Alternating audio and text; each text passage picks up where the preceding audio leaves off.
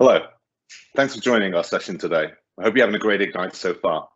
My name is Ian Peacock.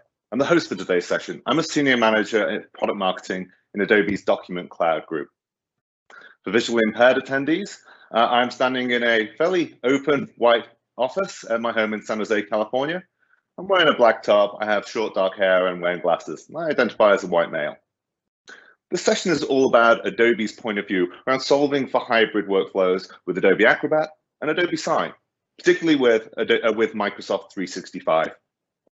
This is a live, interactive Ask the Expert session. So I encourage you to post your questions and thoughts into the question and answer panel in Teams, and we'll do our very best to get through all of your questions today. So without further ado, let me introduce you to our panel. Now, we've got a stellar panel of experts here for you today, including leads from across the Adobe Document Cloud business, covering Acrobat and Sign, in terms of product management, product marketing, solutions consultants. And we also have welcoming Daniel Canning from Microsoft, who can provide the Microsoft point of view. So I'm going to ask each of our panelists to first introduce themselves quickly, and then we'll get to your questions. So we'll start off with Akhil. Hey, good morning, good afternoon, everyone. I am Akhil, Director for Product Management for Acrobat, joining this session from around 7,000 miles away here in India at midnight. But this cup of tea has kept me alive and kicking, so looking forward to a really interactive session. Thank you. Hello, my name is Maria Dakbu. My pronouns are she and her. I lead a team of expert solution consultants from Adobe Document Cloud. For the visually impaired, I'm a brown lady with big glasses and bigger blonde hair sitting in a wood paneled room. It's a pleasure to see you, and I'm here just outside Boston today. And hi, my name is Alex Gay. I lead product marketing for Acrobat for Business. I'm joining you from my home in the Bay Area. For the visually impaired, I have let my stubble become a beard, and I'm sat in front of a background, which is a brick wall with some concert posters that I was able to attend prior to having children. But thank you very much for joining us today. Hi, everybody. My name is Kailash Kumar. I run product management for Adobe Sign. Thank you for joining us today and listening to the conversation. I am brown, dark hair. I'm wearing a dark green shirt with a curtain as a backdrop. Perfect. I'll jump in. My name is Daniel Canning. I work in product marketing for Microsoft Teams. For the visually impaired, I sitting with a slightly blurred background in a home office just outside of Seattle, Washington, and happy to be here today. And I'm Ben Vandenberg. My pronouns are he, him. I lead the technical evangelism for our Document Cloud developer platform. And for the visually impaired, I am white, wearing a blue sweater, my usual outfit, coming from my home office here in outside of Seattle. So happy to be here. Great. Well, thank you, panel. We appreciate you taking the time today. And Dan, I want to start with you, as we've been hearing this morning from Satya and Jared about hybrid work and the Microsoft point of view on enabling all of this new reality for organizations. So I wanted to get your take, the Microsoft take, on how you think about partners extending that solution to hybrid work. Yeah, it's a great question. You know, if we think about all the things that we've been talking about today, about hybrid work kind of being here to stay, a lot of the investments that we're making across the platform, we really see partners as a core part of that solution, as a core part of the value that we bring together to our joint customers. If you think about all the great investments we have with cloud partners like Adobe, really across all of their different services, but talking specifically today around Acrobat and Sign, you can think about all those great investments, how they stand on their own with their own great value, and then all of the great value that we think about with Microsoft Teams, not only for meetings and these kind of virtual experiences right now, but even hybrid ones, and the way that combining those two things together, services you're already investing in, kind of has that 1 + 1 = 3 component to it, where there's outcomes that you can create that are brand new, that are also servicing new ways that people are working, and new ways people will be working. So partners are a core part of how we think about addressing hybrid work, how we think about collaborative apps. You heard that more than once already today. And we think about these integrations on top of Teams from great partners like Adobe, really as collaborative apps. So we're very excited about the potential and really where we can go with our customers on those. Great, thank you. Let me turn to Adobe peers as well, and let's get the Adobe point of view. And Alex, I'm going to start with you. And PDF is the most universal, pervasive document format in the world. Everybody uses PDF in their day-to-day work. And so I'm curious, how is Adobe thinking about, with Acrobat and our tools, to make organizations more successful in the world of hybrid work? Yeah, thanks for sharing. It's definitely been an interesting period where, as companies have tried to evolve and support employees moving into hybrid work environments, looking at the role that technology plays within there. In particular, what we found is that, especially as it relates to documents, that a third or employees find that about a third of their time is spent on essentially unimportant tasks, often document-related, filing files, finding files, or transacting on work. And when you move into a hybrid environment, which I think as everyone has experienced, the demands have certainly increased and the hours that we spend and the amount of access that people have to us. So what we really want to look at is how can we drive efficiencies as it relates to those document tasks to free up employees to focus on what they're particularly interested in doing or what their core function is. So when we look at document and PDF in particular, how can we integrate the PDF workflows within environments that people are working every day? So integrating deeply into Microsoft applications as one example, or within other systems of record. So the tools are there where you need them and you don't have to switch applications. But then also, how can you start to implement automation, leveraging Power Automate, leveraging automation tools to accelerate manual workflows and take some of that time away from employees having to drive it manually. So those are a couple of areas that we've really focused in on. And then I guess the third layer, which I hope we'll spend a bit of time on as well, is really about how we can improve the collaboration around documents as well. So deeply integrating within teams and having experiences within teams environments that drive document workflows in that kind of environment. Great. Akil, would you like to add anything on to Alex's response? Yeah, totally. So, in fact, Alex has provided a great summary of how PDF has been transforming as the world has been transforming to hybrid work. And if you just go back 18 months, it was an overnight paper to digital transformation for a lot of companies. PDF is the de facto standard when it comes to converting paper documents to digital. It's a de facto standard for document exchange. And what we're basically trying to do in this new hybrid work environment is to make sure there is connectivity in the way you were working earlier to this hybrid work.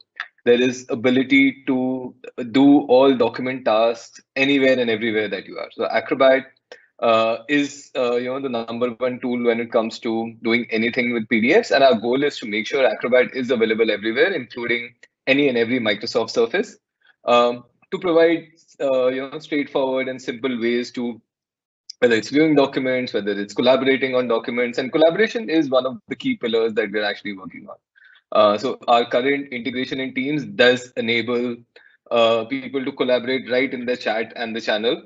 All notifications, all mentions, they all show up right inside of Teams. So you can just use the Acrobat integration today and collaborate over a PDF right there. And that's, I would say, just the start. Our goal is to make sure all of Acrobat's core capabilities really shine up when it comes to Teams and future Microsoft services as well. Great, and we're starting to see some of the questions come into the panel, so appreciate that. And I see a question here from Emma about higher education and driving a digital transformation project. I want to turn to Maria, and as you work with customers every day and make all of this a reality and take the Adobe solutions and Microsoft 365 and try and make this work in specific scenarios, I'd love to hear from you about what you're observing and how you think about, perhaps particularly in higher education, some of the solutions that you've seen be brought to bear there. And then Ben, it'd be great if you could jump in after, and as Emma was asking also about how we extend that and scale that, leveraging Power Automate. Great. So to speak broadly to start with, this is a good news story, right? This future of work that is hybrid, that is tying us to our home and our office, it allows us to do some really exciting things. And when I think about automation, I think about automating the tasks that are not worthy of a human, right? There are some things that we're going to do poorly because they are boring.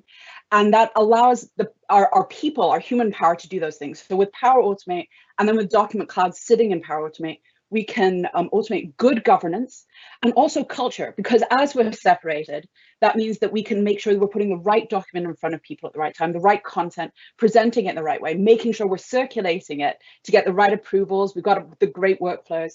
But then also, you know, as we spoke about this task, as Alex did, some of those things, they're not worthy of a human. Make sure the right data is in the right place. So then if we think about what does this mean for higher ed? So we know that some of the budgets are pinched. This is a tough year for higher ed. So being able to make sure that we can speak to our student bodies wherever they are in the ways that they're used to being communicated with, whether it's their mobile device or their laptop, making sure people are having a continuous experience across different applications. These are the things that we're able to do in partnership. So we're able to get that right document in front of someone, make sure that they're using it in the right way with the right content, but it's also accessible and that they can do the things they want to with it. If I could add just one brief comment just on top of that, I think that's a super interesting concept just with regards to hybrid work. And I think we've even just hit on it a couple times in the intro here, is that I think these integrations, and we think about this, is to some degree a way to kind of bring together a little bit of empathy into these repetitive tasks that our customers have, and that by bringing that right data, I think just to emphasize that point that was made, is I think by making those simple tasks or repetitive tasks more elegant, it does bring empathy into this kind of era of hybrid work. And lets people focus on those things that are more attuned to their talents. I think that's a great point. I just wanted to emphasize it.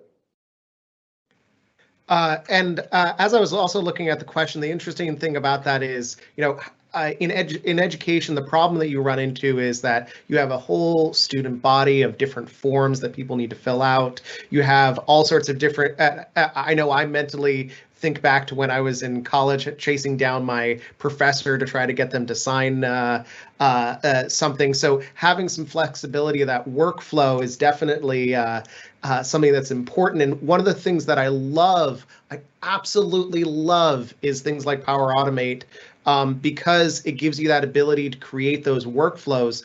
But then the tie-in with things like Adobe Sign allow you to be able to route those appropriately. So for example, someone fills out a form with Sign, it then looks up the information, say, about that student to go, okay, well, you're within this department, then it needs to get routed for these counter signatures and go down that path, which I really wish I would have had that back in college. It would have saved me a whole bunch of steps chasing down professors and running down the hallway or emailing frantically to add a class to my schedule.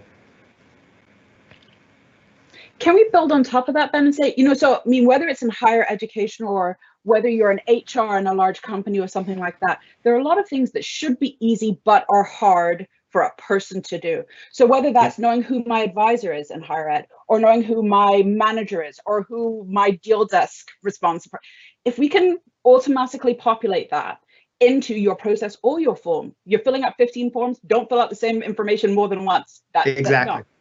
Yes. Taking away these tasks that people do poorly, let's do them better. I kind of tell people it's like, how can we take paperwork and eliminate the paper and the work out of it?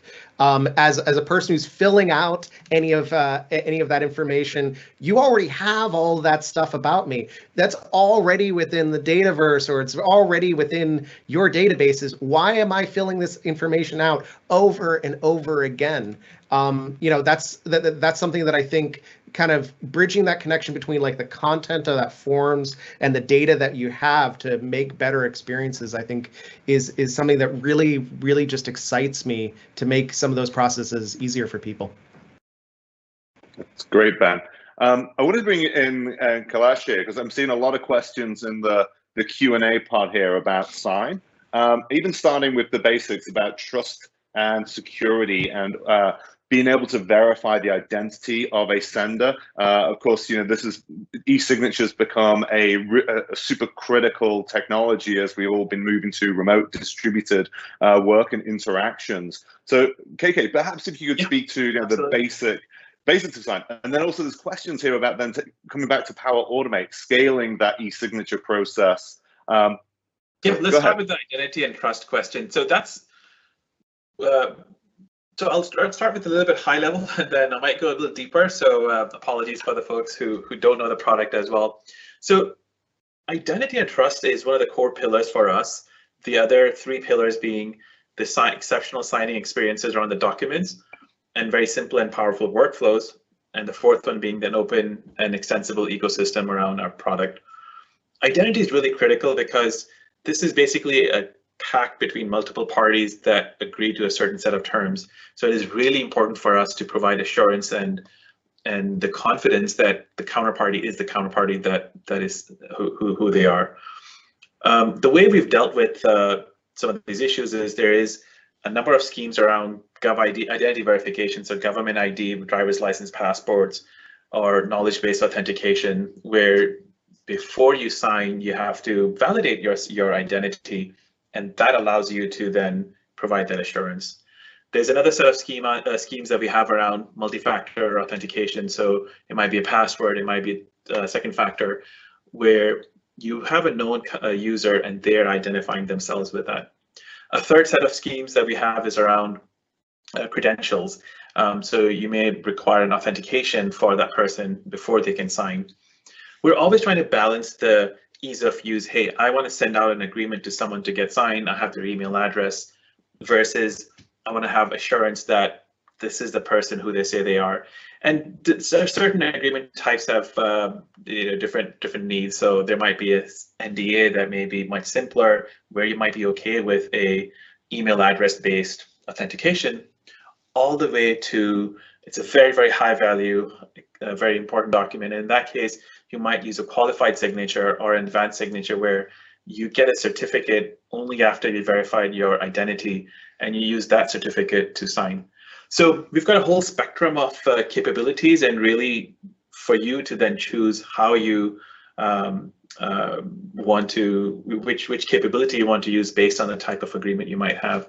But rest assured, like the security and identity and assurance of that is really, really important. I mean, that's really our value prop to yourselves, which is you're getting a highly secure process to sign agreements. Ian, if you don't mind, maybe read out some of the other questions and I can talk through those. Yeah, sure. So this is just verbatim from Eric. We are using M365 and Teams, of course, and Adobe Sign. We have a need to build Power Automate approval processes, integrating Microsoft approvals for the first steps of a process, followed by formal Adobe Sign e-signature. So are there Adobe Sign Power Automate actions on the roadmap? Yeah, so we have about 35 odd actions right now. And we were really excited and bullish about what can happen with Power Automate. One example that I have is a sales team, and this is an actual Adobe example, not championed by me. Our sales team wanted to build approval workflows in Dynamics to generate the right agreement. So they have an intake form, they generate an agreement based on that intake form, geo, master clause, sub clauses, and all. So they've got a whole logic built in Power Automate and Power Apps. And then they got an approval step, and after that sends out. So we're very excited, bullish about what Power Automate as a low-code platform and a no-code platform can do. More low-code, where we've seen our customers really unlock really interesting use cases. We'll continue to look at the list of recipes that we have on Power Automate. I'd love to hear suggestions for it, and we can add it to our consideration list after this call. So yeah, if you've got ideas, please shoot them my way. And Ben? And I'll add to that as well. One of the things that we've also been seeing is we've seen great success with our customers where they are doing easy workflows with Power Automate and Sign, but what we've also been seeing is how they've been able to expand some of the use cases of how they're working on things before and after a signature. So beforehand, hey, I need to create this document with, say, like conditional sections of a Word document. How can I dynamically create that? We've been, our Adobe PDF Services connector has been helping create a lot of those type of automated generation of documents. Hey, where do I store this document after the fact and put it into the right location? That's another thing that Power Automate and the Sign connector has been making that much easier, so that you can really start to manage kind of that end-to-end journey of your documents, from beginning to creation to collaboration and approvals to signature, and then to where the final resting place is. To build on that, Ben, actually, we see a lot of our customers taking a crawl, walk, run approach. So that idea of what you're going to do with your content afterwards, that is instant value. You're going to put your signed content in the right place where you can always find it with some useful metadata. You've got it, you can get it back, you can find it and do something with it. That's crawl. You can do that, straight away. Then what is the next thing you do? Are you going to make a workflow that allows you to act on something if it's over a certain dollar amount, or if it's in a certain jurisdiction? You can, again, this is building good governance by making the easiest choice, the right choice, the easiest choice. And again, then when we're talking about, we talked about, building culture for these hybrid workflows when people are close together or they're far apart. Maybe that means bringing that right content to someone so they can act on it, so they can take these bigger workflows again. So we can get sort of instant time to value, and then build and build and build and build, crawl, walk, run, and then you've got something really special at the end. It's exciting. So Mario, Ben, building on what you're just talking about there, we have a question about how can you require or do a portion of metadata tagging on a document when creating a PDF to allow for searching for a document easier? So that's an interesting question. It somewhat depends also on where the document is coming from, whether that's like a digital first document or that is one that is a scanned document. Because one that is a digital first document that came from a Word document, those inherently are searchable when they turn into a PDF. So when you drop them into like SharePoint, you can find those.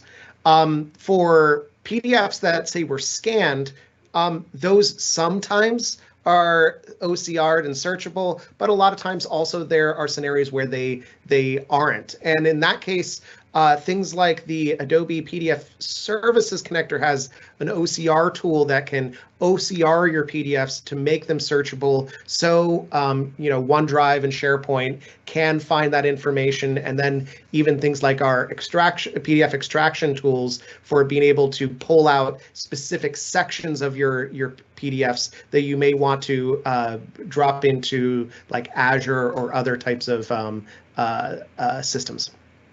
So I've got to say, certainly, PDF Extract has our customers' heads up. They're very excited about that. But then if we think about how we're passing data through the process as well. So let's say you scanned in that document, you have your image of your document you're passing along with all of this data. What are you going to do at the end? If you have a form that someone's interacted with, you have all this form data as well that can, so you have a collateral at the end, right? An artifact that you're going to be able to store somewhere, but all of the pieces of data in there are now something you can act on. So you can push that to your SharePoint repository. You can push that into your downstream process that's going to do something on it. Maybe you've signed a sales contract, nobody gets paid until it gets into the ERP.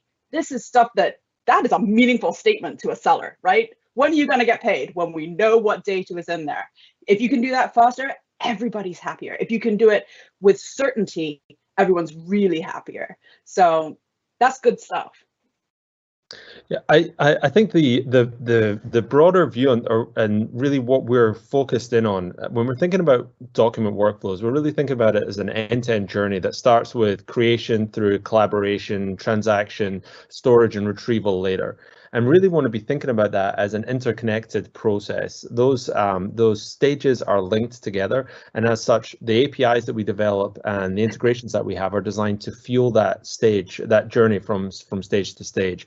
So really, as you're thinking about the document workflows that you have within your business, start thinking about where are the points of friction that exist right now. Where are those manual efforts? Where are those inefficiencies that are being driven? Because that's exactly the areas that we're trying to focus in on right now with our APIs and our integration points. So please focus in on those and let us know how we can help.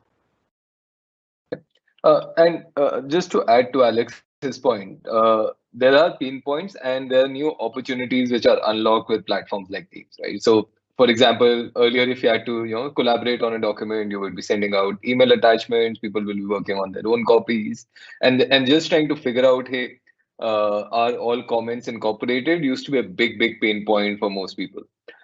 With platforms like Teams, everything is at one place, and document collaboration becomes a lot more simpler, a lot more faster. And those are, I think, so the bigger opportunities when it comes to hybrid work. That how can companies, how can governments, how can education really rethink how simple things like document collaboration can be done much faster, better, and not just document collaboration, the whole document lifecycle itself. Like how are you creating documents, how are you collaborating on documents, how you're transacting them, become a lot more faster and a lot more better in a hybrid first approach.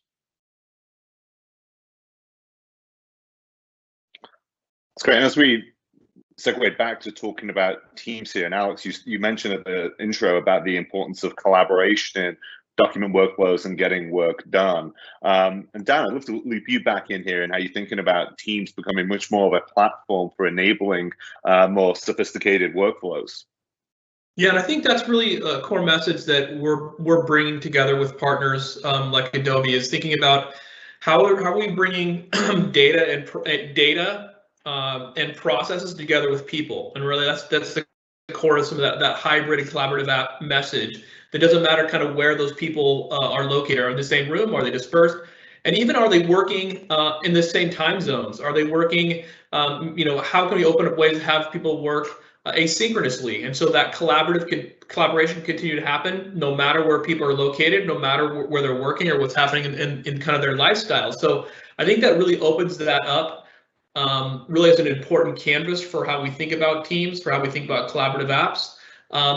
And I think you'll continue to see these investments from us together as part of Teams, but also together with great partners like Adobe in bringing these experiences even directly into these collaboration chat canvases, but also into the meetings canvas as well. So we look forward to continue those innovations and telling those great stories. I love all the questions that we're getting so many great questions. And I think as you hit some of these scenarios and you have some of these successes or have feedback with how to use this in Teams, let us know about it. And we're always kind of open to listening and hearing your stories and also your feedback. Great, thanks, Dan. We only have a minute left now, but one quick one, which I think is a great one to hit, as we've been thinking about accessibility, inclusiveness in these sessions. I have a question here about, in the future, will there be a way for people with disabilities to have an alternative method to sign electronic documents? KK, do you give a quick answer to this? This is a great suggestion.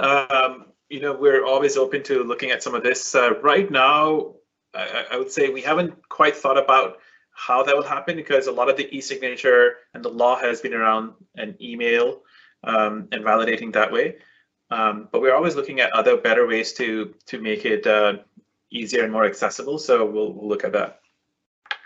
I will just add that accessibility from an Acrobat standpoint is definitely one of the core pillars that we're driving next year. So we already have accessibility tagging features within Acrobat currently, but over the course of the next year, we're excited to be, continue to add to that experience and be able to improve it for all. I'd love to hear that. That's great. Great. Thanks, Alex. Well, we are just about out of time here. It's a short session. So I want to thank my panelists. Thanks, guys, for all coming here and being available to answer the questions here live. And thank you to all the attendees who joined us, took your time out of your day and submitted questions. We greatly appreciate it. We have another session actually coming up in 30 more minutes about Power Automate in particular and scaling document workflows. So feel free to join us there. Otherwise, we wish you a great Ignite event and look forward to connecting with you again soon.